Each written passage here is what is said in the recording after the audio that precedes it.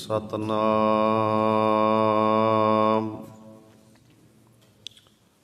ਸ਼੍ਰੀ ਵਾਹਿਗੁਰੂ ਸਾਹਿਬ ਜੀ।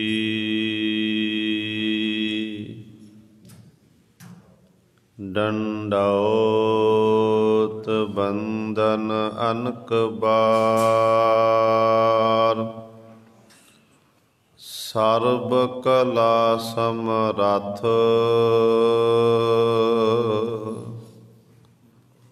ਡੋਲਨ ਤੇ ਰਾਖੋ ਪ੍ਰਭੂ, ਨਾਨਕ ਦੇ ਕਰ ਹੱਥ ਬਲਿਹਾਰੀ ਗੁਰ ਆਪਣੇ, ਦਿਓਹਾੜੀ ਸਦਬਾਰ।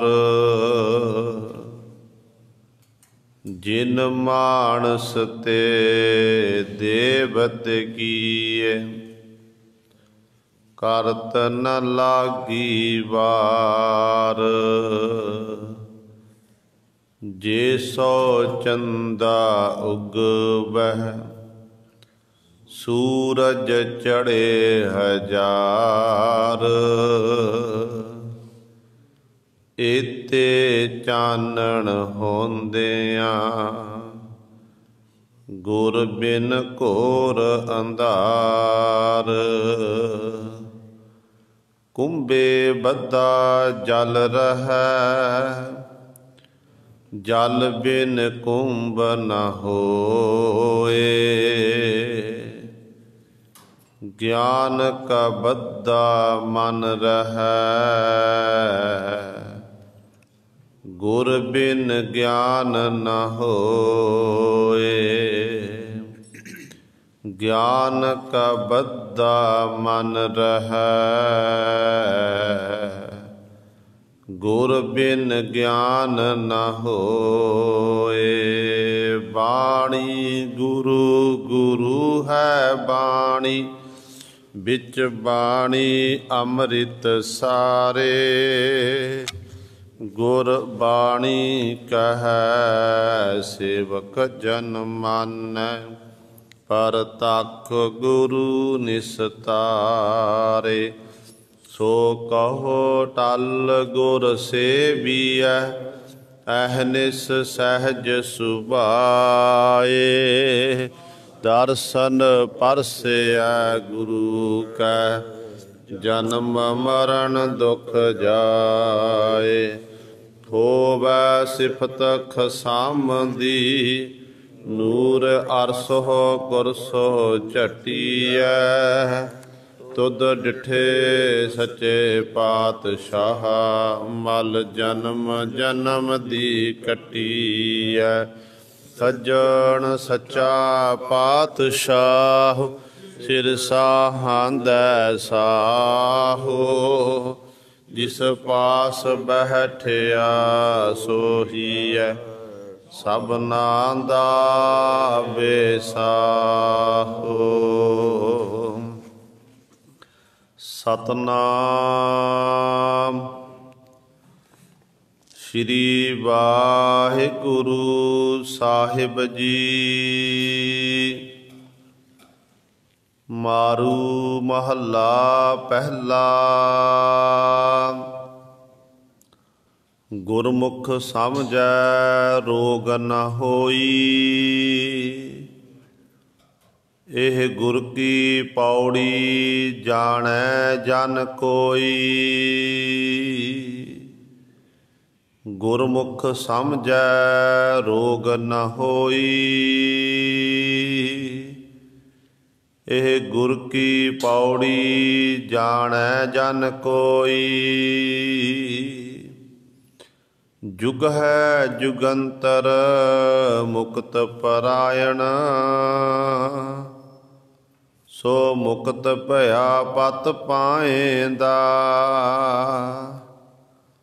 ਪੰਚ ਤਤ ਸੁਨਹੁ ਪਰਗਾਸਾ, ਦੇਹ ਸੰਜੋਗੀ ਕਰਮ ਅਭਿਆਸਾ। ਬੁਰਾ ਭਲਾ ਦੋਇ ਮਸਤਕ ਲਿਖੇ। ਪਾਪ ਪੁੰਨ ਬੀਜਾਏਂਦਾ। ਊਤਮ ਸਤਿਗੁਰ ਪੁਰਖ ਨਿਰਾਲੇ। ਸ਼ਬਦ ਰਤੇ ਹਰ ਰਸ ਮਤ ਵਾਲੇ। ਰਿੱਧ ਬੁੱਧ ਸਿੱਧ ਗਿਆਨ ਗੁਰੂ ਤੇ ਪਾਈਐ। ਪੂਰਾ ਭਾਗ ਮਿਲਾਏਂਦਾ। ਇਸ ਮਨ ਮਾਇਆ ਕੋ ਨਿਹੋ ਕਨੇਰਾ। ਕੋਈ ਬੂਝੋ ਗਿਆਨੀ ਕਰਹੁ ਨਬੇਰਾ। ਆਸਾ ਮਨਸਾ ਹਉਮੈ ਸਹਸਾ। ਨਰ ਲੋਭੀ ਕੂੜ ਕਮਾਏਂਦਾ। ਸਤਿਗੁਰ ਤੇ ਪਾਏ ਵਿਚਾਰਾ। ਸੁਨ ਸਮਾਧ ਸੱਚੇ ਘਰ ਬਾਰਾ। ਨਾਨਕ ਨਿਰਮਲ ਨਾਦ ਸ਼ਬਦ ਧੁਨ। ਸਚ ਰਾਮੈ ਨਾਮ ਸਮਾਏਂਦਾ।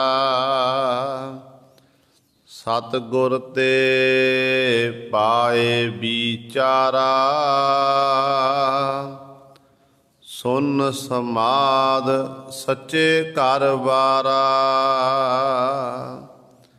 ਨਾਨਕ ਨਿਰਮਲ ਨਾਦ ਸ਼ਬਦ ਧੁਨ। ਸਚ ਰਾਮੈ ਨਾਮ ਸਮਾਏਂਦਾ। ਵਾਹਿਗੁਰੂ ਜੀ ਕਾ ਖਾਲਸਾ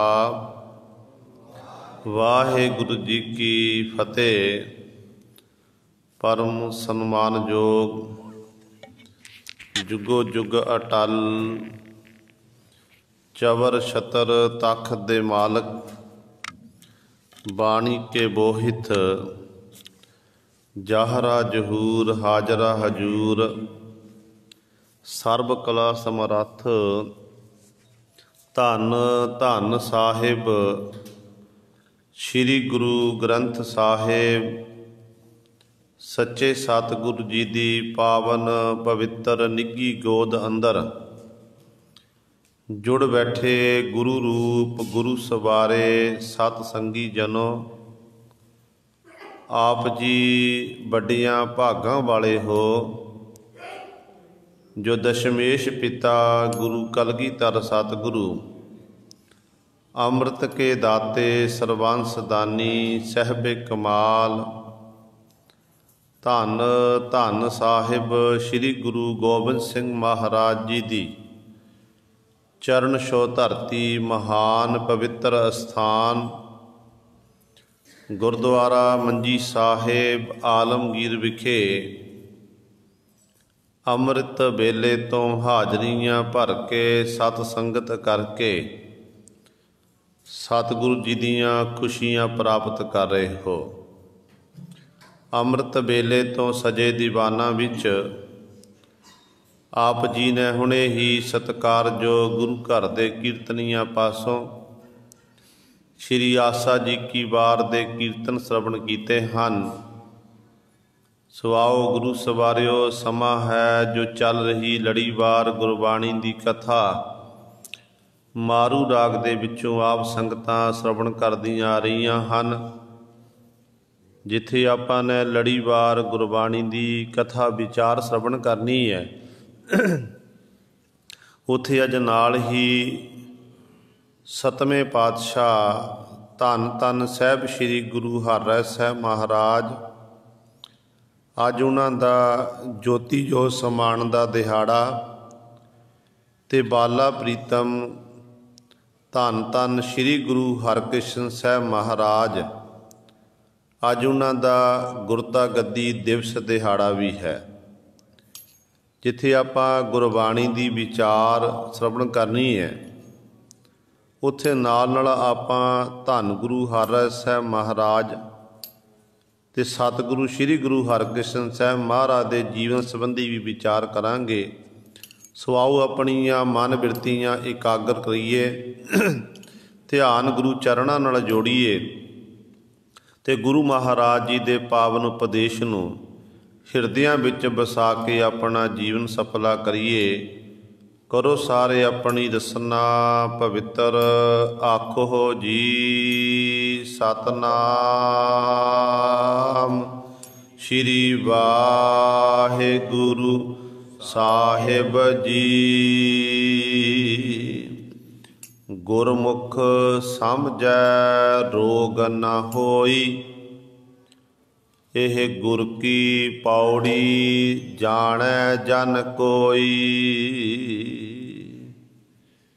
ਧੰਨ ਧੰਨ ਸਾਹਿਬ ਸ੍ਰੀ ਗੁਰੂ ਨਾਨਕ ਦੇਵ ਮਹਾਰਾਜ ਬਖਸ਼ਿਸ਼ ਕਰ ਰਹੇ ਹਨ। ਜੋ ਪਾਵਨ ਸ਼ਬਦ ਹੈ ਮਾਰੂ ਸੋਲਹੇ, ਸਤਿਗੁਰਾਂ ਦੇ ਪਾਵਨ ਅੰਕ 1038 ਤੇ ਸਤਿਗੁਰੂ ਬਖਸ਼ਿਸ਼ ਕਰਦੇ ਹਨ। ਪਿੱਛੇ ਆਪ ਜੀ ਨੇ ਸ਼ਰਵਣ ਕੀਤਾ ਸੀ ਕਿ ਸੰਸਾਰ ਦੇ ਵਿੱਚ ਜੋ ਕੁਝ ਵੀ ਆਪਾਂ ਦੇਖਦੇ ਹਾਂ, ਜਿੰਨੇ ਵੀ ਜੀਵ ਜੰਤੂ ਹਨ, 84 ਲੱਖ ਜੂਨਾਂ ਹਨ, ਵੱਡੇ ਵੱਡੇ ਅਵਤਾਰ ਹੋਏ, ਪੀਰ ਪਕੰਬਰ ਔਲੀਏ ਹੋਏ ਨੇ, ਦੇਵੀ ਦੇਵਤੇ ਹੋਏ ਹਨ, ਇਹ ਸਾਰੇ ਪਰਮੇਸ਼ਰ ਤੋਂ ਪੈਦਾ ਹੋਏ ਨੇ। ਇਹਨਾਂ ਨੂੰ ਪਰਮੇਸ਼ਰ ਪੈਦਾ ਕਰਨ ਵਾਲਾ ਹੈ। ਉਸ ਵਾਹਿਗੁਰੂ ਨੇ ਇਸ ਤਰ੍ਹਾਂ ਸ੍ਰਿਸ਼ਟੀ ਦੀ ਸਿਰਜਣਾ ਕੀਤੀ ਅਤੇ ਸਾਰੀਆਂ ਥਾਵਾਂ 'ਤੇ ਆਪਣਾ ਪਸਾਰਾ ਕਰ ਲਿਆ। ਅਤੇ ਸਤਿਗੁਰੂ ਕਹਿੰਦੇ ਨੇ ਉਸ ਮਾਲਕ ਦਾ ਜਿਹੜਾ ਜਿੰਨਾ ਮਾਲਕ ਦਾ ਬਲ ਹੈ, ਤਾਕਤ ਹੈ, ਉਹਨੂੰ ਬਿਆਨ ਕਰਕੇ ਨਹੀਂ ਦੱਸਿਆ ਜਾ ਸਕਦਾ। ਕੋਈ ਦੱਸ ਨਹੀਂ ਸਕਦਾ ਹੈ ਕਿ ਵਾਹਿਗੁਰੂ ਪਰਮਾਤਮਾ ਬੇਅੰਤ ਹੈ। ਅਤੇ ਸਤਿਗੁਰੂ ਜੀ ਇਸ ਗੱਲ ਨੂੰ ਸਮਝਦਾ ਕੌਣ ਹੈ? ਇੱਕ ਕਹਿ ਲਿਆ ਅਤੇ ਦੂਜਾ ਸੁਣ ਲਿਆ, ਵੱਖਰੀ ਗੱਲ ਹੈ। ਪਰ ਸਤਿਗੁਰੂ ਜੀ ਪਤਾ ਕਿਉਂ ਲੱਗਦਾ ਕਿ ਬਾਕੀ ਪਰਮੇਸ਼ਰ ਦੀ ਬਣਾਈ ਹੋਈ ਇਹ ਕੁਦਰਤ ਹੈ। ਜਿੰਨੇ ਵੀ ਜੀਵ ਜੰਤੂ ਸਭ ਉਸ ਮਾਲਕ ਦੇ ਪੈਦਾ ਕੀਤੇ ਨੇ। ਇਸ ਗੱਲ ਨੂੰ ਸਮਝਦਾ ਕੌਣ ਹੈ? ਅਤੇ ਗੁਰੂ ਨਾਨਕ ਸਾਹਿਬ ਮਹਾਰਾਜ ਕਹਿੰਦੇ ਗੁਰਮੁਖ ਸਮਝੈ। ਗੁਰਮੁਖ ਜਨ ਸਮਝਦੇ ਨੇ। ਗੁਰਮੁਖ ਕੌਣ? ਜਿਹਦਾ ਮੁਖ ਗੁਰੂ ਵੱਲ ਹੋਵੇ, ਜਿਹੜਾ ਗੁਰੂ ਦੀ ਸਿੱਖਿਆ ਅਨੁਸਾਰ ਆਪਣੇ ਜੀਵਨ ਨੂੰ ਬਤੀਤ ਕਰਦਾ ਹੋਵੇ, ਉਹ ਗੁਰਮੁਖ। ਉਹ ਗੁਰਮੁਖ ਜਨ ਕਹਿੰਦੇ ਇਸ ਗੱਲ ਨੂੰ ਸਮਝਦਾ, ਫਿਰ ਉਹਨੂੰ ਕਿਸੇ ਪ੍ਰਕਾਰ ਦਾ ਰੋਗ ਨਹੀਂ ਹੁੰਦਾ। ਮਾਇਆ ਦਾ ਰੋਗ, ਹੰਗਤਾ ਮਮਤਾ ਦਾ ਰੋਗ, ਆਦਿ ਵਿਆਧੀ ਰੋਗ, ਇਹ ਸਾਰੇ ਰੋਗ ਉਸ ਗੁਰਮੁਖ ਦੇ ਦੂਰ ਹੋ ਜਾਂਦੇ ਹਨ। ਕਿਉਂਕਿ ਉਹ ਮੋਹ ਦੀਆਂ ਤੰਦਾਂ ਵਿੱਚ ਨਹੀਂ ਖਚਤ ਹੁੰਦਾ। ਉਹਨੂੰ ਸਤਿਗੁਰੂ ਜੀ ਮੁਕਤ ਕਰ ਦਿੰਦੇ ਹਨ। ਇੱਥੋਂ ਤੱਕ ਗੁਰੂ ਪਾਤਸ਼ਾਹ ਮਹਾਰਾਜ ਨੇ ਇੱਥੋਂ ਤੱਕ ਬਚਨ ਕਰ ਦਿੱਤੇ ਨੇ। ਕਹਿੰਦੇ ਜਦੋਂ ਸੰਸਾਰ ਦੇ ਵਿੱਚ ਦੇਖੀਦਾ ਨਾ, ਅਤੇ ਸਾਰਾ ਸੰਸਾਰ ਹੀ ਰੋਗੀ ਹੈ, ਅਤੇ ਰੋਗ ਤੋਂ ਰਹਿਤ ਕੇਵਲ ਅਤੇ ਕੇਵਲ ਸਤਿਗੁਰੂ ਮਹਾਰਾਜ ਜੀ ਹਨ। ਪਾਤਸ਼ਾਹ ਜੀ ਦਾ ਫਰਮਾਨ ਕਿ ਜੋ ਜੋ ਦੀਸੈ ਸੋ ਸੋ ਰੋਗੀ, ਰੋਗ ਰਹਿਤ ਮੇਰਾ ਸਤਿਗੁਰ ਜੋਗੀ। ਸਤਿਗੁਰੂ ਮਹਾਰਾਜ ਰੋਗ ਤੋਂ ਰਹਿਤ ਨੇ, ਪਰ ਹਰ ਇੱਕ ਜੀਵ ਨੂੰ ਕਿਸੇ ਨਾ ਕਿਸੇ ਪ੍ਰਕਾਰ ਦਾ ਰੋਗ ਚਿੰਬੜਿਆ ਹੋਇਆ। ਅਜੋਕਾ ਸਮਾਂ ਇਹੋ ਜਿਹਾ ਹੋ ਗਿਆ, ਆਪਾਂ ਸਰੀਰਕ ਤੌਰ 'ਤੇ ਵੀ ਰੋਗੀ ਹਾਂ ਅਤੇ ਮਨ ਤੌਰ 'ਤੇ ਵੀ ਰੋਗੀ ਹਾਂ। ਸਰੀਰਕ ਤੌਰ 'ਤੇ ਵੀ ਗੁਰੂ ਸਵਾਰੇ ਅੱਜ ਕੱਲ੍ਹ ਘਰ ਘਰ ਵਿੱਚ ਮੈਡੀਸਨ ਹੈ। ਸਾਡੇ ਸਰੀਰ ਜਿਹੜੇ ਮੈਡੀਸਨ ਨਾਲ ਚੱਲਦੇ ਨੇ, ਅਤੇ ਮਨ ਕਰਕੇ ਆਪਾਂ ਸਾਰੇ ਰੋਗੀ ਹਾਂ। ਮਨ ਕਰਕੇ ਸਾਨੂੰ ਰੋਗ ਚੰਬੜੇ ਹੋਏ ਨੇ। ਅਤੇ ਇਹਨਾਂ ਰੋਗਾਂ ਤੋਂ ਫਿਰ ਮੁਕਤ ਕਿਹੜੇ ਹੁੰਦੇ ਨੇ? ਜਿਹੜੇ ਗੁਰਮੁਖ ਜਨ ਹਨ, ਜਿਹੜੇ ਗੁਰੂ ਦੀ ਸਿੱਖਿਆ ਅਨੁਸਾਰ ਚੱਲਦੇ ਨੇ, ਗੁਰੂ ਦੇ ਚਰਨਾਂ ਦੇ ਭੌਰੇ ਬਣ ਕੇ ਰਹਿੰਦੇ ਹਨ। ਫਿਰ ਉਹ ਨਾਮ ਬਾਣੀ ਦਾ ਅਭਿਆਸ ਕਰਦੇ, ਉਸ ਮਾਲਕ ਵਾਹਿਗੁਰੂ ਦੇ ਗੁਣਾਂ ਦਾ ਗਾਇਨ ਕਰਦੇ, ਵਾਹਿਗੁਰੂ ਦੇ ਗੁਣ ਗਾਇਨ ਕਰਕੇ ਵਾਹਿਗੁਰੂ ਦੇ ਵਿੱਚ ਹੀ ਅਭੇਦ ਹੋ ਜਾਂਦੇ, ਲੀਨ ਹੋ ਜਾਂਦੇ ਹਨ। ਫਿਰ ਉਹ ਗੁਰਮੁਖ ਜਨਨ ਨੂੰ ਕਿਸੇ ਪ੍ਰਕਾਰ ਦਾ ਗੁਰੂ ਰੋਗ ਨਹੀਂ ਲੱਗਦਾ ਹੈ। ਤੇ ਸਤਿਗੁਰੂ ਕਹਿੰਦੇ ਫਿਰ ਇਸ ਗੱਲ ਨੂੰ ਸਮਝਦਾ ਕੌਣ ਹੈ? ਤੇ ਪਾਤਸ਼ਾਹ ਕਹਿੰਦੇ ਇਹ ਗੁਰ ਕੀ ਪੌੜੀ ਜਾਣੈ ਜਨ ਕੋਈ। ਪਰਮੇਸ਼ਰ ਨੂੰ ਮਿਲਣ ਦੇ ਲਈ ਸਤਿਗੁਰੂ ਨੇ ਸਾਨੂੰ ਦੱਸਿਆ ਕਿ ਸਿੱਖਾ ਤੂੰ ਇਸ ਪੌੜੀ ਉੱਤੇ ਸਵਾਰ ਹੋ। ਜੇ ਇਸ ਪੌੜੀ ਦੇ ਉੱਤੇ ਤੂੰ ਸਟੈਪ ਬਾਅਦ ਚੜ੍ਹਦਾ ਜਾਵੇਗਾ ਨਾ, ਇੱਕ ਦਿਨ ਤੂੰ ਉਸ ਨਿਰੰਕਾਰ ਦੇ ਕੋਲ ਪਹੁੰਚ ਜਾਵੇਗਾ, ਨਿਰੰਕਾਰ ਨਾਲ ਇੱਕਮਿਕ ਹੋ ਜਾਵੇਗਾ। ਪਰ ਗੁਰੂ ਪਾਤਸ਼ਾਹ ਕਹਿੰਦੇ ਨੇ ਇਹ ਜਿਹੜੀ ਪੌੜੀ ਹੈ ਨਾ, ਇਹ ਧਰਮ ਦੀ ਪੌੜੀ ਹੈ। ਸੰਤ ਕਾ ਮਾਰਗ ਧਰਮ ਕੀ ਪੌੜੀ, ਕੋ ਵੱਡ ਭਾਗੀ ਪਾਏ। ਸਾਰਿਆਂ ਨੂੰ ਨਹੀਂ ਪ੍ਰਾਪਤ ਹੁੰਦੀ ਹੈ। ਜਿਹਦੇ ਵਿੱਚੋਂ ਵੱਡ ਪੂਣਾ ਖਤਮ ਹੋ ਜਾਂਦਾ, ਅਹੰਕਾਰ ਹੰਗਤਾ ਮਮਤਾ ਮੁੱਕ ਜਾਂਦੀ ਹੈ, ਜਿਹਦੇ ਅੰਦਰ ਗੁਰੂ ਸਵਰੇ ਨਿਮਰਤਾ ਆ ਜਾਂਦੀ ਹੈ, ਅਸਲ ਵਿੱਚ ਫਿਰ ਉਹਨੂੰ ਇਹ ਧਰਮ ਦੀ ਪੌੜੀ ਨਸੀਬ ਹੁੰਦੀ ਹੈ। ਫਿਰ ਉਹ ਧਰਮ ਦੀ ਪੌੜੀ ਕੀ ਹੈ? ਜੋ ਗੁਰੂ ਦੱਸਿਆ ਹੋਇਆ ਮਾਰਗ ਹੈ। ਜੋ ਗੁਰੂ ਪਾਤਸ਼ਾਹ ਕਹਿੰਦੇ ਨੇ, ਸਤਿਗੁਰੂ ਨੇ ਸਾਨੂੰ ਕੀ ਦੱਸਿਆ ਹੈ? ਜੀਵਨ 'ਚ ਵਿਚਰਦਿਆਂ ਹੋਇਆਂ ਮਨੁੱਖ ਨੂੰ ਦੋ ਪ੍ਰਕਾਰ ਦੇ ਰਸਤੇ ਪੈਂਦੇ ਨੇ। ਇੱਕ ਰਾਹ ਹੁੰਦਾ ਨੇਕੀ ਵਾਲਾ, ਇੱਕ ਰਾਹ ਹੁੰਦਾ ਹੈ ਬਦੀ ਵਾਲਾ, ਜਿਹਨੂੰ ਆਪਾਂ ਚੰਗਿਆਈ ਕਹਿ ਦਿੰਦੇ, ਬਰਿਆਈ ਕਹਿ ਦਿੰਦੇ ਹਾਂ। ਤੇ ਮਨੁੱਖ ਬਰਿਆਈ ਵਾਲੇ ਰਾਹ ਉੱਤੇ ਬੜੀ ਤੇਜ਼ੀ ਨਾਲ ਸਵਾਰ ਹੁੰਦਾ। ਚੋਰੀ ਕਰਨੀ, ਠੱਗੀ ਕਰਨੀ, ਜ਼ਾਰ ਮਾਰ ਕਰਨੀ, ਜਿੰਨੇ ਗਲਤ ਕੰਮ ਕਰਨੇ, ਮਨਮੁਖ ਜੀਵ ਇੱਧਰਲੇ ਪਾਸੇ ਨੂੰ ਜਾਂਦਾ ਹੈ ਤੇ ਕਾਫੀ ਲੰਮਾ ਸਫ਼ਰ ਪੈਂਡਾ ਤੈਅ ਕਰ ਲੈਂਦਾ, ਕਾਫੀ ਅੱਗੇ ਪਹੁੰਚ ਜਾਂਦਾ। ਫਿਰ ਗੁਰੂ ਸਾਹਿਬ ਦਾ ਪਿੱਛੇ ਮੁੜਨਾ ਬੜਾ ਔਖਾ ਹੋ ਜਾਂਦਾ ਹੈ। ਜਿਹੜੇ ਗੁਰਮੁਖ ਜਨ ਨੇ, ਉਹ ਗੁਰਮੁਖ ਜਨ ਜਦੋਂ ਤੁਰਦੇ ਨੇ, ਉਹ ਫਿਰ ਗੁਰੂ ਦੱਸੇ ਹੋਏ ਮਾਰਗ ਤੇ ਚੰਗਿਆਈ ਵਾਲੇ ਰਾਹ ਤੇ ਚੱਲਦੇ ਹਨ ਤੇ ਸੱਚ ਦੇ ਪਾਂਧੀ ਬਣਦੇ ਹਨ। ਤੇ ਰਸਤੇ ਦੇ ਵਿੱਚ ਗੁਰੂ ਸਾਹਿਬ ਬੜੀਆਂ ਰੁਕਾਵਟਾਂ ਦਾ ਸਾਹਮਣਾ ਕਰਨਾ ਪੈਂਦਾ ਹੈ। ਧਰਮ ਦੀ ਪੌੜੀ ਤੇ ਸਵਾਰ ਹੋਣ ਲਈ ਬੜੀਆਂ ਰੁਕਾਵਟਾਂ ਰਸਤੇ ਵਿੱਚ ਆਉਂਦੀਆਂ ਹਨ। ਦੇਖੋ, ਜਦੋਂ ਆਪਾਂ ਪੁਰਾਤਨ ਇਤਿਹਾਸ ਪੜ੍ਹਦੇ ਹਾਂ, ਧਰਮ ਦੀ ਪੌੜੀ ਤੇ ਚੱਲਣ ਦੇ ਲਈ ਆਰੇ ਨਾਲ ਵੀ ਚਿਰਾਣਾ ਪਿਆ ਗੁਰੂ ਸਾਹਿਬ ਆਪਣੇ ਆਪ ਨੂੰ। ਧਰਮ ਦੀ ਪੌੜੀ ਤੇ ਚੱਲਣ ਦੇ ਲਈ ਉਬਲਦਿਆਂ ਦੇਗਿਆਂ ਵਿੱਚ ਉਬਾਲਿਆ ਗਿਆ। ਧਰਮ ਦੀ ਪੌੜੀ ਤੋਂ ਚੱਲਣ ਦੇ ਲਈ, ਸੱਚ ਦੇ ਮਾਰਗ ਤੇ ਚੱਲਣ ਦੇ ਲਈ ਤੇ ਗੁਰੂ ਸਵਾਰਿਓ ਬਾਬਾ ਲਛਮਣ ਸਿੰਘ ਧਾਰੋਵਾਲ ਵਾਂਗ ਪੁੱਠੇ ਲਮਕਾ ਕੇ ਜੰਡ ਦੇ ਨਾਲ ਸਾੜਿਆ ਗਿਆ। ਔਂਕੜ ਆਈਆਂ ਨਾ, ਸੱਚ ਦਾ ਮਾਰਗ ਸੀ, ਉਸ ਵਾਹਿਗੁਰੂ ਨੂੰ ਮਿਲਣ ਦਾ ਮਾਰਗ, ਤੇ ਔਂਕੜਾਂ ਆਈਆਂ। ਪਰ ਔਂਕੜਾਂ ਦਾ ਸਾਹਮਣਾ ਕਰਦੇ ਹੋਏ ਆਪਣੇ ਮਾਰਗ ਤੇ ਚੱਲਦੇ ਗਏ ਤੇ ਗੁਰੂ ਸਵਾਰੇ ਇੱਕ ਦਿਨ ਐਸਾ ਸਮਾਂ ਆ ਗਿਆ ਤੇ ਆਪਣੀ ਮੰਜ਼ਿਲ ਤੱਕ ਪਹੁੰਚ ਗਏ। ਮੰਜ਼ਿਲ ਤੱਕ ਪਹੁੰਚ ਗਏ, ਉਸ ਫਿਰ ਕਰਤੇ ਦੇ ਵਿੱਚ ਅਭੇਦ ਹੋ ਗਏ, ਲੀਨ ਹੋ ਗਏ। ਆਪਾਂ ਰੋਜ਼ਾਨਾ ਪੜ੍ਹਦੇ ਹਾਂ ਪਾਤਸ਼ਾਹ ਦੇ ਬਚਨ। ਸਤਿਗੁਰੂ ਕਹਿੰਦੇ ਨੇ, ਭਗਤਾਂ ਕੀ ਚਾਲ ਨਿਰਾਲੀ, ਚਾਲਾ ਨਿਰਾਲੀ ਭਗਤਾ ਕੇਰੀ, ਬਿਖਮ ਮਾਰਗ ਚੱਲਣਾ। ਬੜਾ ਔਖਾ ਰਸਤਾ ਹੈ। ਬਿਖਮ ਮਾਰਗ ਚੱਲਣਾ, ਲੱਭ ਲੋਭ ਅਹੰਕਾਰ ਦਾ ਤਿਛਨਾ, ਬਹੁਤ ਨਾਹੀ ਬੋਲਣਾ, ਖੰਨਿਓ ਤਿੱਖੀ ਬਾਲੋ ਨਿੱਕੀ। ਖੰਨਿਓ ਤਿੱਖੀ ਬਾਲੋ ਨਿੱਕੀ, ਏਤ ਮਾਰਗ ਜਾਣਾ, ਗੁਰ ਪ੍ਰਸਾਦੀ ਜਿਨੀ ਆਪ ਤਜਿਆ, ਹਰ ਬਾਸਨਾ ਸਮਾਣੀ, ਕਹਿ ਨਾਨਕ ਚਾਲ ਭਗਤਾਂ ਜੁਗ ਜੁਗ ਨਿਰਾਲੇ। ਗੁਰੂ ਪਾਤਸ਼ਾਹ ਮਹਾਰਾਜ ਬਖਸ਼ਿਸ਼ ਕਰਦੇ ਨੇ ਕਿ ਖੰਡੇ ਨਾਲੋਂ ਤਿੱਖੀ ਹੈ। ਤੇ ਖੰਡੇ ਦੀ ਧਾਰ ਦੇ ਕਿੰਨੀ ਤਿੱਖੀ ਹੁੰਦੀ ਹੈ।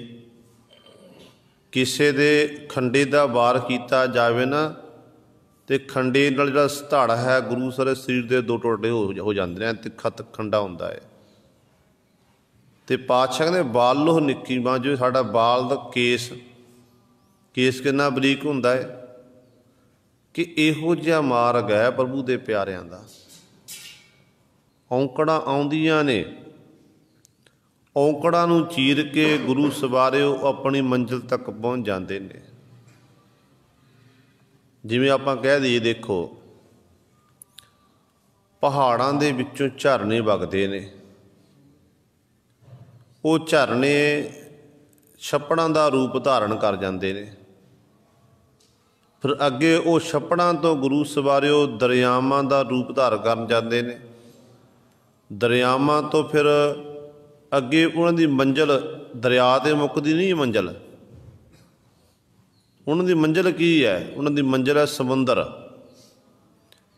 ਜਦੋਂ ਝਰਨਿਆਂ ਦਾ ਰੂਪ ਵਿੱਚ ਪਾਣੀ ਵਗਦਾ ਅਤੇ ਬੜੇ ਪੱਥਰਾਂ ਨੂੰ ਟਕਰਾਉਂਦਾ, ਪੱਥਰਾਂ ਨੂੰ ਚੀਰ ਕੇ ਅੱਗੇ ਵੱਧਦਾ ਜਾਂਦਾ, ਦਰਿਆਵਾਂ ਦਾ ਰੂਪ ਧਾਰਨ ਕਰਦਾ, ਅਤੇ ਦਰਿਆਵਾਂ ਦੇ ਵਿੱਚ ਵੱਡੇ ਵੱਡੇ ਪੱਥਰ ਹੁੰਦੇ ਨੇ, ਉਹਨਾਂ ਪੱਥਰਾਂ ਨੂੰ ਉਹਨਾਂ ਪੱਥਰਾਂ ਨੂੰ ਟਕਰਾ ਕੇ ਉਹਨਾਂ ਨੂੰ ਚੀਰ ਕੇ ਅੱਗੇ ਵੱਧਦਾ ਏ, ਤੁਰਿਆ ਜਾਂਦਾ ਏ। ਅਤੇ ਪਤਾ ਹੈ ਕਿ ਇਹ ਸਾਡੀ ਮੰਜ਼ਿਲ ਨਹੀਂ ਹੈ, ਸਾਡੀ ਮੰਜ਼ਿਲ ਤਾਂ ਸਮੁੰਦਰ ਹੈ।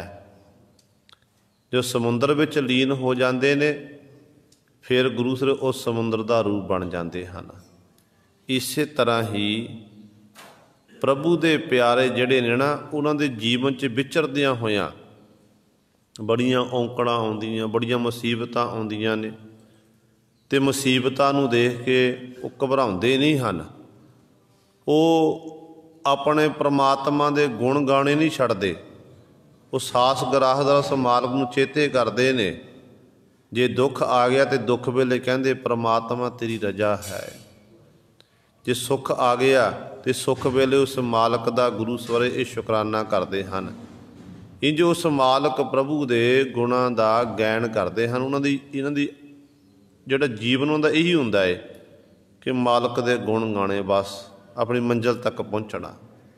ਇਹ ਹੈ ਖੰਨਿਓ ਤਿੱਖੀ ਬਾਲ ਲੋਹ ਨਿੱਕੀ, ਪਰਵਾਹ ਨਹੀਂ ਕਰਨੀ, ਆਪਣੇ ਮਾਰਗ 'ਤੇ ਚਲੇ ਜਾਣਾ, ਅਤੇ ਇੱਕ ਦਿਨ ਮੰਜ਼ਿਲ ਉੱਤੇ ਪਹੁੰਚ ਜਾਣਾ।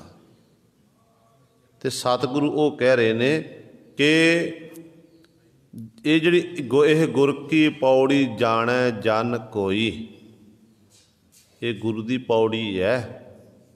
ਗੁਰਮੁਖ ਜਨ ਕਹਿੰਦੇ ਜਿੱਥੇ ਇਹ ਸਵਾਰ ਹੁੰਦੇ ਨੇ, ਇਸ ਨੂੰ ਕੋਈ ਜਨ ਪਿਰਲਾ ਹੀ ਜਾਣ ਸਕਦਾ, ਸਾਰੇ ਨਹੀਂ ਜਾਣਦੇ ਹਨ। ਜਿਹੜੇ ਜਾਣ ਲੈਂਦੇ ਨੇ ਫਿਰ ਉਹ ਗੁਰੂ ਸਰੇ ਪੌੜੀ ਉੱਤੇ ਸਵਾਰ ਹੋ ਕੇ ਆਪਣੇ ਇਸ਼ਟ, ਆਪਣੇ ਮਾਲਕ ਨਾਲ ਇੱਕ ਮਿੱਕ ਹੋ ਜਾਂਦੇ ਨੇ। ਧੰਨ ਧੰਨ ਸਤਿਗੁਰੂ ਸ੍ਰੀ ਗੁਰੂ ਹਰਿਕ੍ਰਿਸ਼ਨ ਹਰਿ ਰਾਇ ਸਾਹਿਬ ਮਹਾਰਾਜ, ਜਿਨ੍ਹਾਂ ਦਾ ਅੱਜ ਜੋਤੀ ਜੋਤ ਸਮਾਉਣ ਦਾ ਦਿਹਾੜਾ ਹੈ, ਅਤੇ ਗੁਰੂ ਹਰਿਕ੍ਰਿਸ਼ਨ ਸਾਹਿਬ ਮਹਾਰਾਜ ਦਾ ਗੁਰਗੱਦੀ ਦਿਵਸ ਹੈ। ਸਤਿਗੁਰੂ ਸ੍ਰੀ ਗੁਰੂ ਹਰਿ ਰਾਇ ਸਾਹਿਬ ਮਹਾਰਾਜ, ਜਿਨ੍ਹਾਂ ਦਾ ਪ੍ਰਕਾਸ਼ ਕੀਰਤਪੁਰ ਸਾਹਿਬ ਦੀ ਧਰਤੀ 'ਤੇ, ਜਿੱਥੇ ਗੁਰਦੁਆਰਾ ਸ਼ੀਸ਼ ਮਹਿਲ ਸਾਹਿਬ ਹੈ, ਉਸ ਅਸਥਾਨ ਵਿਖੇ ਧੰਨ ਧੰਨ ਬਾਬਾ ਗੁਰਦਿੱਤਾ ਦੀਨ ਦੁਨੀਨ ਦਾ ਟਿੱਕਾ, ਜੋ ਵਰ ਮੰਗਿਆ ਸੋ ਵਰ ਦਿੱਤਾ। ਬਾਬਾ ਗੁਰਦਿੱਤਾ ਜੀ ਜੋ ਛੇਵੇਂ ਪਾਤਸ਼ਾਹ ਧੰਨ ਧੰਨ ਗੁਰੂ ਹਰਗੋਬਿੰਦ ਸਾਹਿਬ ਮਹਾਰਾਜ ਦੇ ਵੱਡੇ ਸਾਹਿਬਜ਼ਾਦੇ ਹਨ, ਉਹਨਾਂ ਦੇ ਗ੍ਰਹਿ ਵਿਖੇ ਮਾਤਾ ਨਿਹਾਲ ਕੌਰ, ਮਾਤਾ ਨਿਹਾਲ ਕੌਰ ਜੀ ਦੇ 3 ਨਾਮ ਰੱਖੇ ਦੱਸੇ ਨੇ ਇਤਿਹਾਸਕਾਰਾਂ ਨੇ, ਪਰ ਨਾਮ ਇੱਕ ਹੈ ਨਿਹਾਲ ਕੌਰ। ਅਤੇ ਜਿਵੇਂ ਆਪਾਂ ਘਰ ਵਿੱਚ ਬੱਚੇ ਦਾ ਵੱਡਾ ਨਾਮ ਵੱਖਰਾ ਹੁੰਦਾ ਅਤੇ ਛੋਟਾ ਨਾਮ ਰੱਖਿਆ ਜਾਂਦਾ, ਇਸ ਤਰ੍ਹਾਂ ਮਾਤਾ ਦੇ ਨਾਮ ਰੱਖੇ ਸਨ। ਇਤਿਹਾਸਕਾਰਾਂ ਨੇ ਮਾਤਾ ਅਨੰਤੀ ਵੀ ਲਿਖਣਾ ਕੀਤਾ, ਮਾਤਾ ਨੱਤੀ ਵੀ ਲਿਖਿਆ ਹੈ, ਪਰ ਅਸਲ ਨਾਮ ਹੈ ਨਿਹਾਲ ਕੌਰ। ਮਾਤਾ ਨਿਹਾਲ ਕੌਰ ਦੀ ਕੁੱਖ ਨੂੰ ਭਾਗ ਲਾਉਂਦਿਆਂ ਹੋਇਆਂ 1630 ਈਸਵੀ ਦੇ ਵਿੱਚ ਸਤਿਗੁਰੂ ਜੀ ਦਾ ਪ੍ਰਕਾਸ਼ ਹੋਇਆ। ਗੁਰੂ ਹਰਗੋਬਿੰਦ ਸਾਹਿਬ ਮਹਾਰਾਜ ਤੱਕ ਖਬਰ ਪਹੁੰਚਾਈ ਗਈ कि सतगुरु जी आप जी दे गृह विखे पोतरे ने जन्म लैना कीता है। तो सतगुरु महाराज उस समय करतारपुर साहब तो सतगुरु विराजमान सन, ते सतगुरु फिर कीरतपुर साहब पहुँचे सी ते अपने पोतरे दे दीदार कीते, मत्था चुमिया ते गुरु पातशाह महाराज ने बचन कीते ते सतगुरु महाराज ने बख्शिश की ते पोतरे का नाम भी गुरु सरे आप रखिया सी हर राय साहब जी। बचपन दे विच जिहड़ा सतगुरु का बचपन है ना, ये दादा गुरु की देख रेख बतीत होया है। क्योंकि जो कुछ कु सालों के होए तो उदों बाबा गुरदित्ता जी ने एक कला दिखा दी कीरतपुर साहब की धरती ते। नगर है, पिंड है जिंदबड़ी, ते बाबा जी शिकार खेडन लई गए ने। उधर हिरन के भुलेखे दे नाल बाबा जी ने एक तीर छड्डिया, जाके गऊ नूं लग्गिया, ब्राह्मण की गऊ मर गई। सारे ब्राह्मण लोग इकट्ठे होए, रोण लग पे, कहन लगे सी गुरु के साहबजादे हो, तुहाडे विच कला है, तुसी साडी मरी हुई गऊ नूं जिंदा करो। इतिहासकार लिखते हैं कि बाबा गुरदित्ता जी ने उस समय वो गऊ जी दी कर दी सी। गऊ जी दी कीती कला दिखाई, शक्ति दिखाई है। तो गुरु हरगोबिंद साहब महाराज तक खबर पहुंची कि पातशाह आप जी दे साहबजादे ने इस तरह गऊ जी दी कीती है। तो सतगुरु महाराज बड़े नाराज होए, बाबा गुरदित्ता जी कोल आए, मत्था टेकिया ते पातशाह कहन लगे एक म्यान दे विच दो तलवारां नहीं रह सकदियां। करामात दिखाणी एक कहर दा नाम है। कल नूं कोई भी मरेगा, कोई भी चढ़ाई करेगा ते सारे तुहाडे को चल के आणगे, कहण गुरु का साहबजादा मुरदियां नूं जिउंदा कर दिंदा है। इस करके ये करते दी जिहड़ी कुदरत बनी हुई है ना, उहदे उलट काम होया है। सतगुरु कहण जे तुसी चले जा सानू जाणदे हो। ते बाबा गुरदित्ता जी ने सत बचन आखे, मत्था टेकिया। कीरतपुर साहब की धरती जिथे अज बाबा गुरदित्ता जी का अस्थान बनिया होया है, उस स्थान ते गुरु से एक निम की छटी गड्डी ते उत्थे अपने पंच भूतक शरीर नूं जाके त्याग दिता। सतगुरु जी ने अपने हथी सारी जी संस्कार की क्रिया करवाई। तो उदों तो फिर जी पालना पोषणा पहला भी धन गुरु हरराय साहब महाराज की दादा गुरु देख रेख हो रही सी। हुण गुरु से ध्यान होर ज़्यादा चलिया गया, पिता जी का साया उठ गया। हुण दादे का प्यार भी ते पिता का प्यार ये गुरु हरगोबिंद साहब महाराज दे रहे हैं। जीवन दे विच बहुत सारिया घटनावां सतगुरु के जीवन तो सानूं प्राप्त होंदियां ने कि जेकर सतगुरु इन्ने हिरदा कोमल सी। कहंदे ने धन गुरु हरगोबिंद साहब महाराज बाग विच गए ने। बाग विच विचरदे होए सतगुरु जी अगे लंघ गए तो श्री गुरु हरराय साहब महाराज पिछे रह गए। अपने दादा गुरु नूं मिलण लई बड़ी तेजी नाल दौड़े ने। जिहड़ा चोगा पहनिया होया शरीर उत्ते, वो चोगे का जामा लग्या ते एक फुल की टाहनी टुट गई। फुल टुटिया, धरती उत्ते डिग गया। बड़ा मन उदास होया ते गुरु हरगोबिंद साहब महाराज कहन लगे कि ये फुल क्यों तोड़िया। कहन लगे दादा गुरु जी मेरे तो गलती हुई है। तो सतगुरु ने वचन कीते कि जे इन्ना बड़ा चोगा पहनिया, इनू संकोच के क्यों नहीं तुरदे, इनू संभाल के तुरना चाहिए है। भाव सतगुरु ने इशारा कर दिता कि आने वाले समय दे विच तुहानू बड़ी जिम्मेवारी प्राप्त होवेगी। तुसी गुरु नानक की गद्दी दे मालक बनना है। जे तुसी इस तरह गद्दी उत्ते विराजमान लोकां दा दिल दिखाउंदे रहे फिर किवें कामयाबी प्राप्त होवेगी। ते सतगुरु कहन लगे कि संभाल के तुरना करो। उदों तो दादा गुरु के बचनों नूं सत करके मान लिया। फिर समा लंघिया, बड़ियां परखां होईयां ने ते परख विचों पास होए गुरु हरराय साहब महाराज सन 1644 ਦੇ ਵਿੱਚ ਧੰਨ ਗੁਰੂ ਹਰਗੋਬਿੰਦ ਸਾਹਿਬ ਮਹਾਰਾਜ ਜੋਤੀ ਜੋਤ ਸਮਾਉਣ ਤੋਂ ਪਹਿਲਾਂ ਸਤਿਗੁਰੂ ਜੀ ਨੇ ਆਪਣੇ ਪੋਤਰੇ ਗੁਰੂ ਹਰਰਾਏ ਸਾਹਿਬ ਮਹਾਰਾਜ ਨੂੰ ਗੁਰਤਾ ਗੱਦੀ ਦੀ ਬਖਸ਼ਿਸ਼ ਕਰ ਦਿੱਤੀ ਹੈ। ਗੁਰਤਾ ਗੱਦੀ ਤੇ ਬਿਰਾਜਮਾਨ ਹੋਏ, ਦਾਦਾ ਗੁਰੂ ਜੋਤੀ ਜੋਤ ਸਮਾਏ ਨੇ ਤੇ ਫਿਰ ਸਤਿਗੁਰੂ ਮਹਾਰਾਜ ਗੱਦੀ ਉੱਤੇ ਬਿਰਾਜਮਾਨ ਹੋ ਕੇ ਗੁਰੂ ਨਾਨਕ ਦੀ ਜਿਹੜੀ ਗੱਦੀ ਦੀ ਜ਼ਿੰਮੇਵਾਰੀ ਬੜੀ ਤਰੀਕੇ ਨਾਲ ਸਤਿਗੁਰੂ ਸੰਭਾਲਣ ਲੱਗੇ। ਸਿੱਖੀ ਦਾ ਪ੍ਰਚਾਰ ਕਰ ਰਹੇ ਨੇ। ਕੀਰਤਪੁਰ ਸਾਹਿਬ ਵਿਖੇ ਦੂਰੋਂ ਦਰਾਡੋਂ ਸੰਗਤਾਂ ਚੱਲ ਕੇ ਆਉਂਦੀਆਂ ਹਨ ਤੇ ਗੁਰੂ ਪਾਤਸ਼ਾਹ ਮਹਾਰਾਜ ਸਾਰਿਆਂ ਦੀਆਂ ਭਾਵਨਾ ਪੂਰੀਆਂ ਕਰਦੇ ਨੇ। ਕਹਿੰਦੇ ਨੇ ਸਤਿਗੁਰ ਦੇ ਜੀਵਨ 'ਚ ਘਟਨਾਵਾਂ ਵਾਪਰੀਆਂ ਕਿ ਜਦੋਂ ਇੰਨਾ ਬਾਣੀ ਦਾ ਸਤਿਕਾਰ ਕਰਦੇ ਸੀ। ਇੱਕ ਸਮੇਂ ਦੀ ਗਾਥਾ ਕਹਿੰਦੇ ਧੰਨ ਗੁਰੂ ਹਰਰਾਏ ਸਾਹਿਬ ਮਹਾਰਾਜ ਜਿੱਥੇ ਗੁਰਦੁਆਰਾ ਸ਼ੀਸ਼ ਮਹਿਲ ਸਾਹਿਬ ਹੈ ਉੱਥੇ ਸਤਿਗੁਰੂ ਬਿਰਾਜਮਾਨ ਨੇ, ਵਿਸ਼ਰਾਮ ਕਰ ਰਹੇ ਹਨ। ਉੱਧਰੋਂ ਸੰਗਤ ਦਾ ਜਥਾ ਚੱਲ ਕੇ ਆਇਆ। ਸੰਗਤਾਂ ਗੁਰਬਾਣੀ ਪੜ੍ਹ ਰਹੀਆਂ। ਇੱਕ ਸਿੱਖ ਅੱਗੇ ਅੱਗੇ ਪੰਕਤੀ ਬੋਲਦਾ, ਬਾਕੀ ਸੰਗਤਾਂ ਪਿੱਛੇ ਬੋਲ ਰਹੀਆਂ ਹਨ, ਜੋਟੀਆਂ ਦਾ ਕੀਰਤਨ ਕਹਿ ਦਿੰਦੇ ਨੇ। ਤੇ ਇਸ ਤਰ੍ਹਾਂ ਬਾਣੀ ਪੜ੍ਹਦੇ ਹੋਏ ਸਤਿਗੁਰ ਦੇ ਕੋਲ ਪਹੁੰਚ ਰਹੀਆਂ ਹਨ। ਗੁਰੂ ਹਰਰਾਏ ਸਾਹਿਬ ਮਹਾਰਾਜ ਵਿਸ਼ਰਾਮ ਕਰ ਰਹੇ ਸੀ। ਸਤਿਗੁਰਾਂ ਦੇ ਸਰਵਣਾਂ ਦੇ ਵਿੱਚ ਜਦੋਂ ਬਾਣੀ ਦੀਆਂ ਪੰਕਤੀਆਂ ਪਈਆਂ ਨਾ, ਸਤਿਗੁਰੂ ਬੜੀ ਕਾਹਲੀ ਨਾਲ ਉੱਠੇ ਨੇ।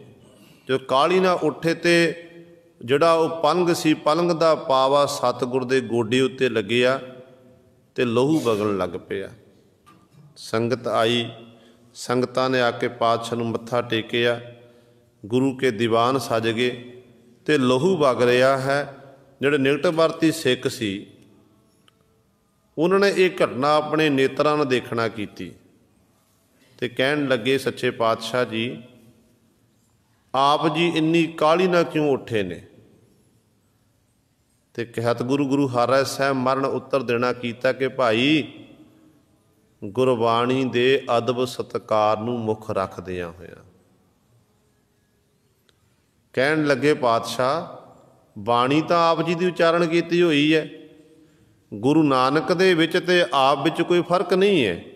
ਸਰੀਰ ਬਦਲੇ ਨੇ, ਜੋਤ ਉਹੀ ਗੁਰੂ ਨਾਨਕ ਦੀ ਹੈ। ਤੇ ਸਤਿਗੁਰੂ ਕਹਿਣਗੇ ਠੀਕ ਹੈ, ਗੁਰੂ ਨਾਨਕ ਦੇ ਵਿੱਚ ਸਾਡੇ ਵਿੱਚ ਕੋਈ ਫਰਕ ਨਹੀਂ। ਸਾਡੇ ਵਿੱਚ ਉਹੀ ਗੁਰੂ ਨਾਨਕ ਦੀ ਜੋਤ ਵਿਰਾਜਮਾਨ ਹੈ। ਪਰ ਅਸੀਂ ਆਪਣੇ ਸਿੱਖਾਂ ਨੂੰ ਹੁਕਮ ਕਰਦੇ ਹਾਂ ਕਿ ਭਾਈ ਬਾਣੀ ਦਾ ਵੱਧ ਤੋਂ ਵੱਧ ਸਤਿਕਾਰ ਕਰਨਾ ਹੈ। ਜੇ ਅਸੀਂ ਨਾ ਸਤਿਕਾਰ ਕਰੀਏ ਤੇ ਸਾਡੇ ਸਿੱਖ ਆਖਣਗੇ ਤੇ ਗੁਰੂ ਪਾਤਸ਼ਾਹ ਸਾਨੂੰ ਸਤਿਕਾਰ ਕਰਨ ਲਈ ਕਹਿ ਗਏ, ਪਰ ਆਪ ਬਾਣੀ ਦਾ ਸਤਿਕਾਰ ਨਹੀਂ ਕਰਦੇ। ਤੇ ਗੁਰੂ ਪਾਤਸ਼ਾਹ ਕਹਿਣ ਲੱਗੇ, ਇਤਿਹਾਸ ਦੇ ਬੋਲ ਵੀ ਹਨ, ਜਿਨ ਪੈ ਬਾਣੀ ਅਦਬ ਨਾ ਧਾਰਾ ਸੋ ਜਾਣੋ ਨਾਹੀ ਸਿੱਖ ਹਮਾਰਾ। ਕਿ ਉਹ ਸਾਡਾ ਸਿੱਖ ਨਹੀਂ ਹੈ ਜਿਹੜਾ ਬਾਣੀ ਦਾ ਸਤਿਕਾਰ ਨਹੀਂ ਕਰਦਾ। ਬਾਣੀ ਨੂੰ ਗੁਰੂ ਸਾਹਿਬ ਸਤਿਕਾਰ ਦੇਣਾ। ਸਤਿਕਾਰ ਕੀ ਹੈ ਬਾਣੀ ਦਾ? ਇਹ ਨਹੀਂ ਕਿ ਆਪਾਂ ਰੁਮਾਲੇ 'ਚ ਲਪੇਟ ਕੇ ਰੱਖਦੇ, ਨਹੀਂ। ਜਦੋਂ ਬਾਣੀ ਪੜ੍ਹਨੀ ਹੈ ਘਰ ਦੇ ਵਿੱਚ ਆਪਾਂ ਬਹਿੰਦੇ ਹਾਂ ਤੇ ਉੱਚਾ ਆਸਣ ਲਾਉਣਾ ਚਾਹੀਦਾ ਹੈ। ਸਰਾਣੇ ਵਾਲੇ ਪਾਸੇ ਮੁੱਖ ਹੋਣਾ ਚਾਹੀਦਾ। ਤੇ ਇੱਥੋਂ ਤੱਕ ਜਦੋਂ ਆਪਾਂ ਗੁਰਬਾਣੀ ਦੇ ਗੁੜਕੇ ਜਾਂ ਪੋਥੀਆਂ ਰੱਖਦੇ ਹਾਂ ਘਰ ਦੇ ਵਿੱਚ, ਉਹ ਵੀ ਉੱਚੀ ਥਾਂ 'ਤੇ ਹੋਣੀ ਚਾਹੀਦੀ ਜਿੱਥੇ ਬੱਚਿਆਂ ਦਾ ਹੱਥ ਨਾ ਪਹੁੰਚੇ। ਤੇ ਇਸ ਤਰ੍ਹਾਂ ਜਦੋਂ ਆਪਾਂ ਵੱਧ ਤੋਂ ਵੱਧ ਸਤਿਕਾਰ ਕਰਾਂਗੇ ਤੇ ਸਾਨੂੰ ਸਤਿਗੁਰ ਦੇ ਦਰ ਤੋਂ ਖੁਸ਼ੀਆਂ ਨਸੀਬ ਹੋਣੀਆਂ ਨੇ। ਪਰ ਦੁੱਖ ਲੱਗਦਾ ਕਈਆਂ ਨੇ ਗੁਰੂ ਸਾਹਿਬ ਗੁਰਬਾਣੀ ਦੇ ਗੁੜ ਕੇ ਬੈੱਡ ਦੇ ਵਿੱਚ ਰੱਖੇ ਹੁੰਦੇ ਨੇ, ਉੱਤੇ ਆਪ ਸੁੱਤੇ ਹੁੰਦੇ ਨੇ ਤੇ ਥੱਲੇ ਗੁਰਬਾਣੀ ਦੀਆਂ ਪੋਥੀਆਂ ਗ੍ਰੰਥ ਰੱਖੇ ਹੁੰਦੇ ਨੇ, ਜਿਸ ਕਰਕੇ ਗੁਰਬਾਣੀ ਦਾ ਸਤਿਕਾਰ ਨਹੀਂ ਹੋ ਰਿਹਾ ਹੈ। ਗੁਰੂ ਹਰਰਾਏ ਸਾਹਿਬ ਮਹਾਰਾਜ ਦੇ ਜੀਵਨ ਤੋਂ ਸਿੱਖਿਆ ਲਵੋ। ਤੇ ਸਤਿਗੁਰੂ ਕਹਿੰਦੇ ਉਹ ਸਾਡਾ ਸਿੱਖ ਨਹੀਂ ਭਾਈ ਜਿਹੜਾ ਗੁਰਬਾਣੀ ਦਾ ਸਤਿਕਾਰ ਨਹੀਂ ਕਰਦਾ। ਜਿੰਨਾ ਆਪਾਂ ਸਤਿਗੁਰੂ ਦੀ ਬਾਣੀ ਦਾ ਸਤਿਕਾਰ ਕਰਾਂਗੇ ਨਾ ਤੇ ਸੰਸਾਰ ਦੇ ਵਿੱਚ ਸਾਨੂੰ ਦੁੱਗਣਾ ਸਤਿਕਾਰ ਪ੍ਰਾਪਤ ਹੋਵੇਗਾ। ਸੱਚ ਹੈ, ਜਿੰਨਾ ਸਤਿਕਾਰ ਕਰਾਂਗੇ। ਤੇ ਗੁਰੂ ਹਰਰਾਏ ਸਾਹਿਬ ਮਹਾਰਾਜ ਨੇ ਇਹ ਉੱਤਰ ਦੇਣਾ ਕੀਤਾ ਕਿ ਭਾਈ ਬਾਣੀ ਦੇ ਅਦਬ ਸਤਿਕਾਰ ਨੂੰ ਮੁੱਖ ਰੱਖਦਿਆਂ ਹੋਇਆਂ ਅਸੀਂ ਇਸ ਤਰ੍ਹਾਂ ਉੱਠੇ ਨੇ। ਇਹ ਸੱਟ ਲੱਗੀ ਹੈ, ਸੱਟ ਠੀਕ ਹੋ ਜਾਵੇਗੀ, पर जे बाणी का सत्कार नहीं हुंदा तो वो नहीं ठीक होना सी। ते होर भी बहुत सारिया घटनावां पातशाह के जीवन दे विच कहंदे ने एक समा ऐसा भी आया है कि काल पै गया, पंजाब दे विच काल पिया, काल पै गया। तकरीबन 3 साल का समा इस तरह लंघिया, कोई फसल नहीं हुई। अजकल तो गुरु की बड़ी बख्शिश है, हर एक खेतों के विच मोटरां लगियां हुई ने, पानी का प्रबंध है। उदों जिहड़ी फसल हुंदी सी, बरखा हो गई तो फसल हो जानी, जे बरखा नहीं हुई तो फसल नहीं हुंदी सी। 2-3 साल जिहड़ा ना काल पिया रहा। लोग जिहड़े भुख दे नाल, एक भुख दा दुख, दूजा बीमारियां उत्पन्न होईयां। ते गुरु हरराय साहब महाराज ने उस समय, उदों सिक्खी जिहड़ी सी गुरु सवारिओ देशां विदेशां 'च फैली हुई सी। सतगुर ने हुक्मनामे जारी किए कि भाई जिन्नी भी दसबंध की रकम एक थां ते इकत्तर करके लोड़वंदां की सहायता करो। तो सतगुरु महाराज ने गुरु सवारिओ भुखियां नूं प्रशादा, वो तो पहले गुरु घर विखे मिलता है, लोड़वंद नूं वस्त्र ते दवाई की बहुत ज़्यादा लोड़ सी। ते गुरु हरराय साहब महाराज ने विचार की कि इहो जिहा तरीका वरतिया जावे ताकि जिहड़ियां जिन्ने भी लोग लोड़वंद जिहड़े लोग ने उन्हां दा इलाज फ्री किया जावे। ते धन गुरु हरराय साहब महाराज ने कीरतपुर साहब की धरती ते एक दवाखाना खोल लिया। 9 लखा बाग जो गुरु हरगोबिंद साहब महाराज लाया सी, उस थां ते पातशाह दवाखाना खोलिया। ते सतगुरु जिन्ने भी रोगी आउंदे ने, जिथे सतगुरु मन के रोग का इलाज करते हैं ते तन के रोग का इलाज सतगुरु पातशाह अपने पासों दवाई दे के कर रहे हैं। दोने तन के रोग का भी इलाज तो मन के रोग का इलाज हो रहा है। तो बड़े बड़े रोगियों के रोग दूर होए। इत्थों तक जे दारा शको जो शाहजहां का पुत्र, जिन्हों औरंगजेब बादशाह ने गुरु सवारे भोजन विच जहर मिलाना कीता, शेर दे मुछ दा बाल पाना कीता सी, वो बीमार सी, ठीक नहीं हो रहा सी, थावां थावां ते भटके, कितों इलाज नहीं हो रहा सी। ते किसी ने आखे जे खास किस्म के लौंग ते हरड़ा पाईयां जाण ते फिर तुहाडा पुत्र ठीक हो सकता है। हुण बादशाह जी बलैत तक पहुँच की, पर कि खास किस्म के लौंग जिहड़े सी कितों प्राप्त नहीं होए।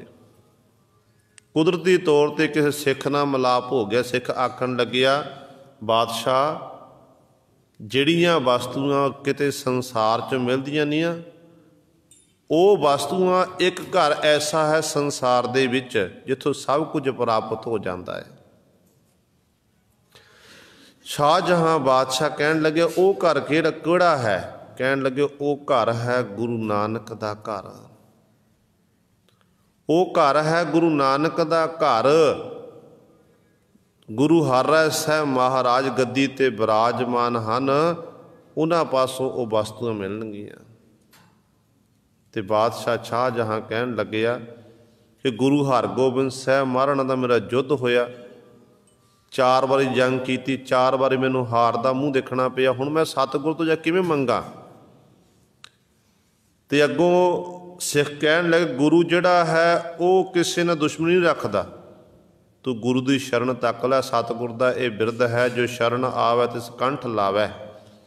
ये सतगुर दा बिरद है।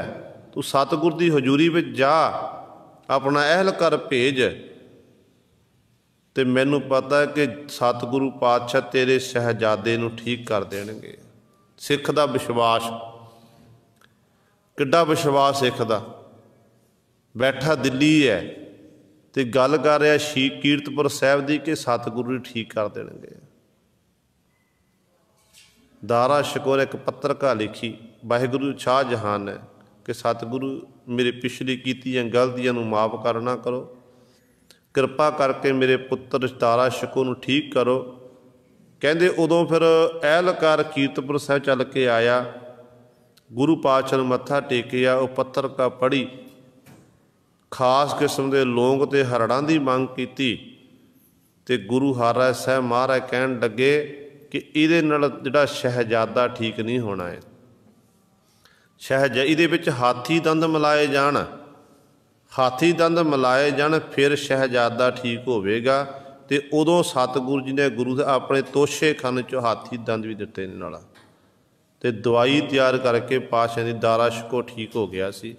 ਸੋ ਕਹਿਣ ਦਾ ਭਾਵ ਹੈ ਗੁਰੂ ਪਾਤਸ਼ਾਹ ਮਹਾਰਾਜ ਨੇ ਜਦੋਂ ਦੇਖਿਆ ਕਿ ਇਹਨਾਂ ਚੀਜ਼ਾਂ ਦੀ ਲੋੜ ਹੈ ਸੰਸਾਰ ਦੇ ਵਿੱਚ, ਕਾਲ ਪਿਆ ਸੀ, ਬਿਮਾਰੀ ਵਧੀ ਹੋਈ ਸੀ, ਭੁੱਖ ਦਾ ਦੁੱਖ, ਦੂਜਾ ਸਰੀਰਕ ਰੋਗ, ਇਹ ਦੋਨੋਂ ਸੀ। ਭੁੱਖ ਦਾ ਦੁੱਖ ਤਾਂ ਸਤਿਗੁਰ ਦਾ ਤਾਂ ਲੰਗਰ ਚੱਲਦੇ ਨੇ 24 ਘੰਟੇ, ਤੇ ਸਰੀਰਕ ਰੋਗ ਜਿਹੜਾ ਸਰੀਰ ਦਾ ਰੋਗ ਸੀ ਉਹਦੇ ਲਈ ਸਤਿਗੁਰ ਨੇ ਇਹ ਦਵਾਖਾਨਾ ਖੋਲ੍ਹ ਦਿੱਤਾ। ਵੱਡੇ ਪਰਉਪਕਾਰ ਕੀਤੇ ਨੇ। 2200 ਘੋੜ ਸਵਾਰ ਸੂਰਮੇ ਹਰ ਸਮੇਂ ਆਪਣੇ ਨਾਲ ਰੱਖਦੇ ਸਨ। ਇੱਥੋਂ ਤੱਕ ਤੇ ਗੁਰੂ ਸਵਾਰੇ ਪਰ ਸਤਿਗੁਰੂ ਜਦੋਂ ਗੁਰੂ ਹਰਗੋਬਿੰਦ ਸਾਹਿਬ ਜੋਤੀ ਜੋਤ ਸਮਾਏ ਸੀ ਨਾ, ਜੋਤੀ ਜੋਤ ਸਮਾਉਣ ਤੋਂ ਪਹਿਲਾਂ ਸਤਿਗੁਰੂ ਨੇ ਬਚਨ ਕੀਤੇ ਸੀ ਕਿ ਤੁਸੀਂ ਘੋੜ ਸਵਾਰ ਸੂਰਮੇ ਆਪਣੇ ਹਰ ਸਮੇਂ ਨਾਲ ਤਿਆਰ ਰੱਖਣੇ ਨੇ, ਪਰ ਯੁੱਧ ਨਹੀਂ ਕਰਨਾ, ਜੰਗ ਨਹੀਂ ਕਰਨਾ। ਤੇ ਗੁਰੂ ਹਰਿਰਾਏ ਸਾਹਿਬ ਮਹਾਰਾਜ ਨੇ ਹੱਥ ਜੋੜੇ ਕਿ ਪਾਤਸ਼ਾਹ ਦਾਦਾ ਗੁਰੂ ਜੀ ਠੀਕ ਹੈ, ਮੈਂ ਜੰਗ ਨਹੀਂ ਕਰਾਂਗਾ, ਪਰ ਜੇਕਰ ਕੋਈ ਚੜ੍ਹ ਕੇ ਆ ਗਿਆ ਫਿਰ ਆਪਾਂ ਸਤਿਗੁਰੂ ਜੀ ਕੀ ਕਰਾਂਗੇ? ਫਿਰ ਤਾਂ ਜਵਾਬ ਦੇਣਾ ਪਵੇਗਾ ਨਾ। ਤੇ ਧੰਨ ਗੁਰੂ ਹਰਗੋਬਿੰਦ ਸਾਹਿਬ ਮਹਾਰਾਜ ਨੇ ਬਚਨ ਕੀਤੇ ਸੀ ਕਿ ਜਿਹੜਾ ਤੁਹਾਡੇ ਉੱਤੇ ਚੜ੍ਹ ਕੇ ਆਵੇਗਾ ਤੁਹਾਡੇ ਤੱਕ ਪਹੁੰਚ ਨਹੀਂ ਸਕੇਗਾ। ਤੇ ਜਦੋਂ ਸਤਿਗੁਰੂ ਮਾਲਵੇ ਦੇ ਇਲਾਕੇ ਦੇ ਵਿੱਚ ਸਿੱਖੀ ਦਾ ਪ੍ਰਚਾਰ ਕਰ ਰਹੇ ਨੇ, ਸਿੱਖੀ ਦਾ ਪ੍ਰਚਾਰ ਕਰਦੇ ਹੋਏ ਸਤਿਗੁਰੂ ਵਿਚਰ ਰਹੇ ਹਨ। ਪਹਿਲੇ ਜੰਗ ਦੇ ਵਿੱਚ 6ਵੇਂ ਪਾਤਸ਼ਾਹ ਮਹਾਰਾਜ ਨੇ ਮੁਗਲ ਸਖਾਂ ਨੂੰ ਮਾਰਨਾ ਕੀਤਾ ਸੀ। ਮੁਗਲ ਸਖਾਂ ਦਾ ਪੁੱਤਰ ਵਿਚਰਦਾ ਹੋਇਆ ਗੁਰੂ ਸਵਾਰੇ ਉਹ ਮਾਲਵੇ ਦੇ ਇਲਾਕੇ ਵਿੱਚ ਪਹੁੰਚੇ। ਉਹਨਾਂ ਦੇਖਿਆ ਕਿ ਇਹ ਕੌਣ ਜਾ ਰਹੇ ਨੇ। ਕਹਿਣ ਲੱਗੇ ਕਿ ਗੁਰੂ ਹਰਗੋਬਿੰਦ ਸਾਹਿਬ ਮਹਾਰਾਜ ਦੇ ਪੋਤਰੇ ਨੇ ਜੋ ਇਸ ਸਮੇਂ ਗੱਦੀ ਉੱਤੇ ਬਿਰਾਜਮਾਨ ਹੋਏ ਨੇ, ਧੰਨ ਗੁਰੂ ਹਰਿਰਾਏ ਸਾਹਿਬ ਮਹਾਰਾਜ। ਤੇ ਮਨ 'ਚ ਵਿਚਾਰ ਕੀਤੀ ਕਿ ਮਨਾ ਆਪਣੇ ਪਿਤਾ ਦਾ ਬਦਲਾ ਮੈਂ ਗੁਰੂ ਹਰਗੋਬਿੰਦ ਸਾਹਿਬ ਮਹਾਰਾਜ ਤੋਂ ਲੈ ਨਹੀਂ ਸਕਿਆ, ਚਲੋ ਪੋਤਰੇ ਨਾਲ ਮੱਥਾ ਲਾਉਂਦੇ ਤੇ ਸਤਿਗੁਰੂ ਨੂੰ ਖਤਮ ਕਰੀਏ। ਕਹਿੰਦੇ ਨੇ ਉਦੋਂ ਇਹਨੇ ਆਪਣੇ ਸੂਰਮੇ ਤਿਆਰ ਕੀਤੇ, ਸਤਿਗੁਰਾਂ ਉੱਤੇ ਹਮਲਾ ਕਰਨ ਦੀ ਤਿਆਰੀ ਕਰ ਲਈ ਹੈ, ਅੱਗੇ ਵਧੇ ਨੇ। ਸਿੱਖਾਂ ਨੇ ਜਾ ਕੇ ਸਤਿਗੁਰੂ ਨੂੰ ਬੇਨਤੀ ਕੀਤੀ ਹੈ ਕਿ ਪਾਤਸ਼ਾਹ ਪਿੱਛੇ ਇਹ ਜਿਹੜੇ ਨੇ ਵਾਧੇ ਸਤਿਗੁਰੂ ਮਹਾਰਾਜ ਜੀ ਪਿੱਛੇ ਤੁਰਕ ਚੜ੍ਹ ਕੇ ਆ ਰਹੇ ਨੇ, ਮਤਾਵਾਂ ਦੇ ਡੋਲੇ ਪਿੱਛੇ ਨੇ। ਤੇ ਧੰਨ ਗੁਰੂ ਹਰਿਰਾਏ ਸਾਹਿਬ ਮਹਾਰਾਜ ਨੇ ਬਚਨ ਕੀਤੇ ਕਿ ਜਿਹੜਾ ਸਾਡੇ ਤਾਂ ਚੜ੍ਹ ਕੇ ਆ ਪਹੁੰਚੇਗਾ ਨਹੀਂ, ਬਾਕੀ ਦੀ ਮਤਾਵਾਂ ਦੀ ਰਾਖੀ ਕਰਨ ਦੇ ਉਹਨਾਂ ਦੇ ਪੁੱਤਰ ਪਿੱਛੇ ਬੈਠੇ ਹੋਏ ਨੇ।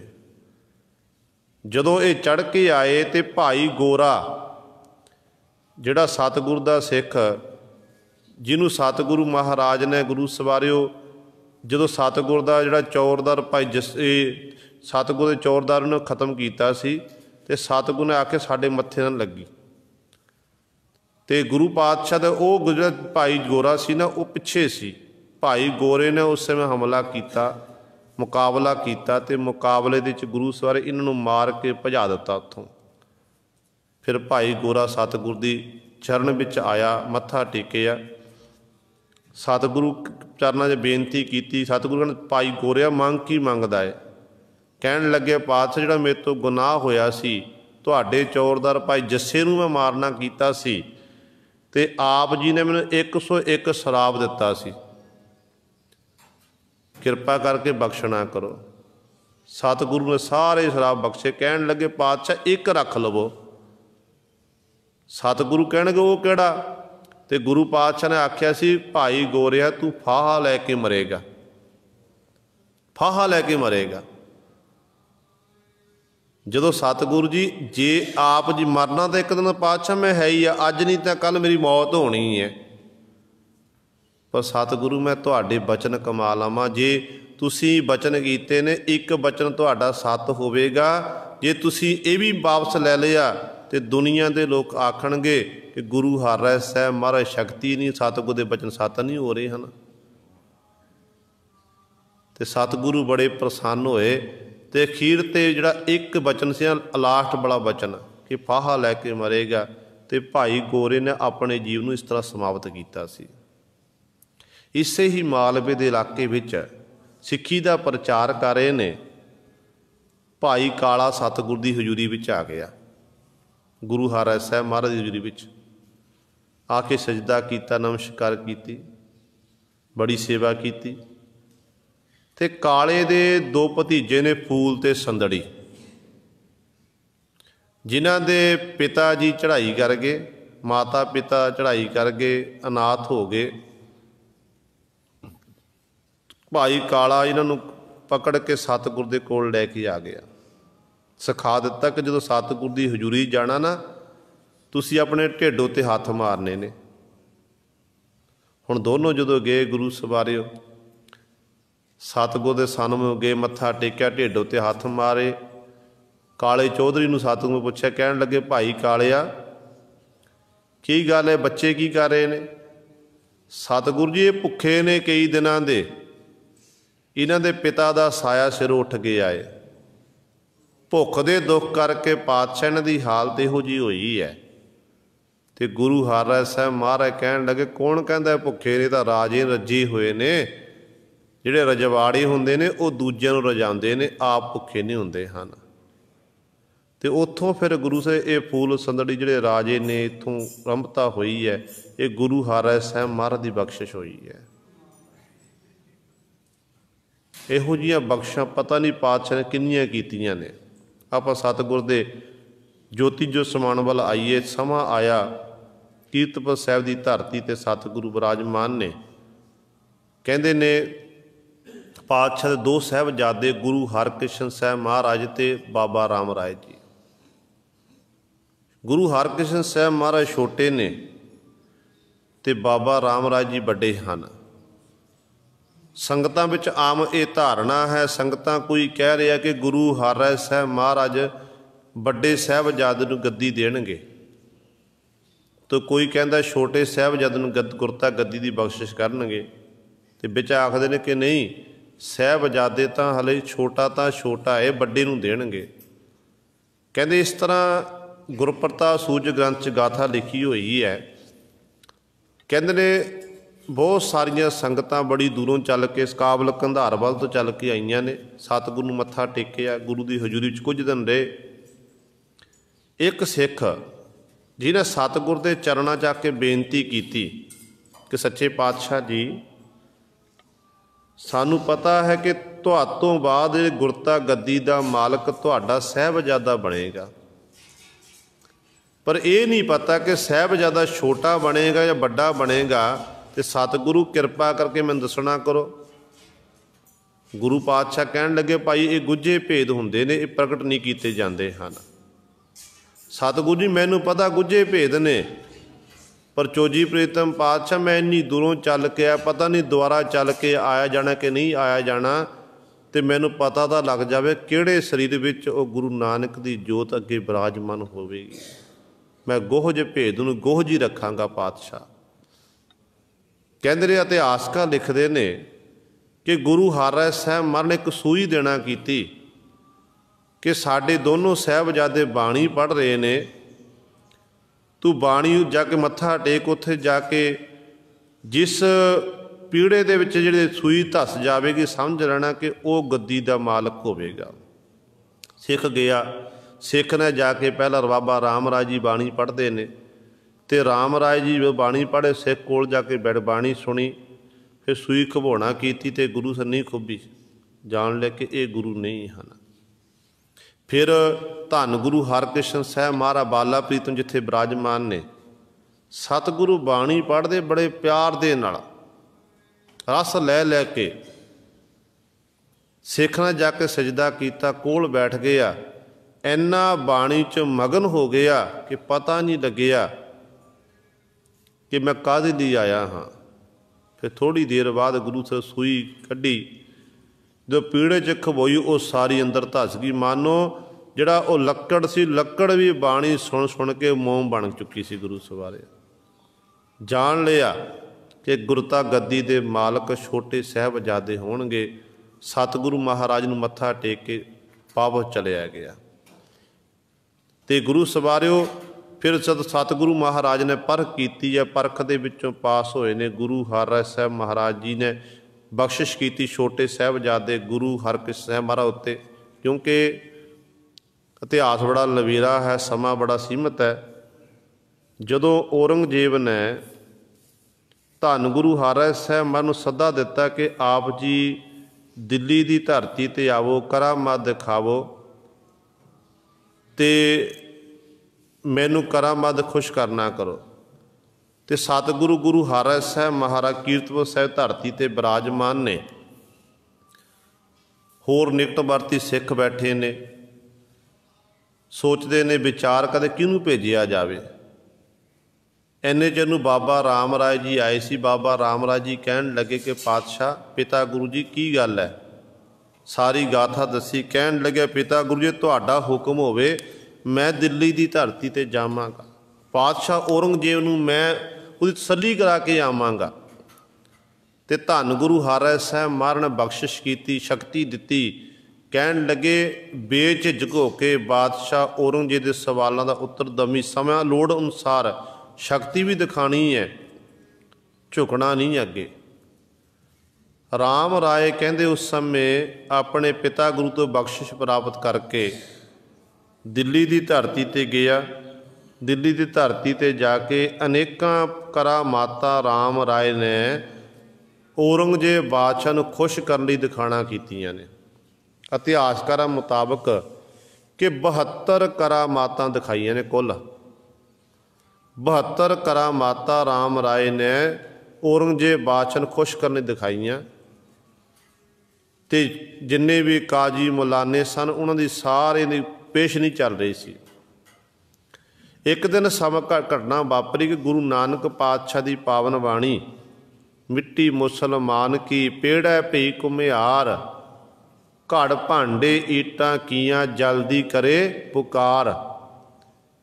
ਇਹ ਜਿਹੜਾ ਸ਼ਲੋਕ ਸੀ ਨਾ, ਇਹ ਸ਼ਲੋਕ ਉਸ ਸਮੇਂ ਇਹਨਾਂ ਕਾਜ਼ੀਆਂ ਮੁਲਾਨੇ ਦੇ ਹੱਥ ਲੱਗੇ ਆ।